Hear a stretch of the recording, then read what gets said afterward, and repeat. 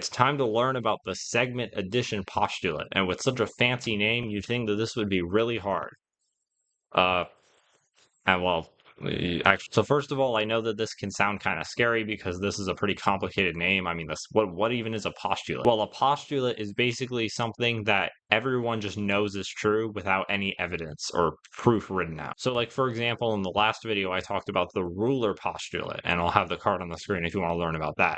But basically, that said that if you have a ruler and a line goes from 2 centimeters to 5 centimeters on the ruler, well, there's a difference of 3 between them, so the line must be 3 centimeters long. No one wrote out evidence to prove that that's true. It's just something that's accepted as a fact. So here's another one of those really obvious things, but we call it a postulate to make it sound really like academic or whatever. So the question is asking us to find AC, and here's a little geometry life hack for you. Basically, when you have 2 letters, and let's say there was a line above this, or a line segment technically, then this is talking about the line segment itself. So this is talking about this little segment here. But when there's no line or anything above the 2 letters, when it's literally just the 2 letters next to each other, it's talking about the distance between them. So it's actually talking about a number. So basically, we know that the distance from A to B is 5, and the distance from B to C is 3.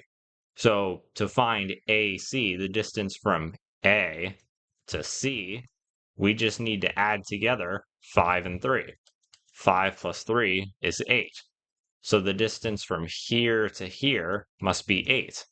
That is the segment addition postulate. That's literally all it is. So here's another example of this. Here we need to find EF. This one's a little bit different, but we're going to use the same rule. So instead of being given the length of one section and then the length of the other section, we're given the length of one of the sections and then the length of the entire thing. And it's important to know what it's asking us to find. In this case, it's asking us to find EF. So from here over to here. So we need to find the length of the second section. Now there's 2 ways to think about this. The first way is just logically. So we know that this entire thing needs to be 20, but DE is taking up 7 of that 20. So to figure out how much is left for EF, we just need to subtract 20 minus 7, because we had 20 and this is taking up 7. And 20 minus 7 is 13.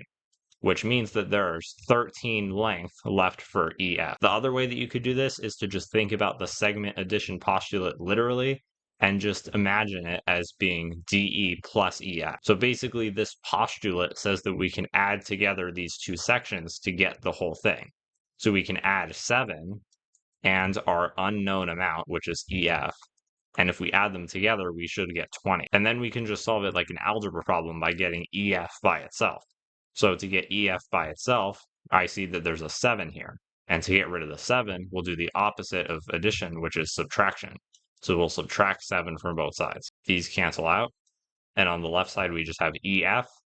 And on the right side, we have 20 minus 7, which is 13.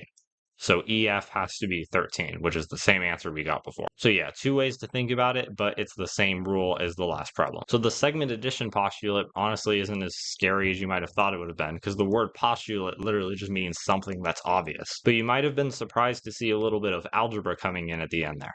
And that's actually not the only time you're probably going to use algebra with line segments. The next time that you see algebra when it comes to line segments will probably be when you're talking about segment bisectors. So if you want to learn how to use those with algebra, you can watch this video right here. And as always, if you have any questions about this video, go ahead and leave it in the comments and I'll be sure to answer your question. Thanks for watching.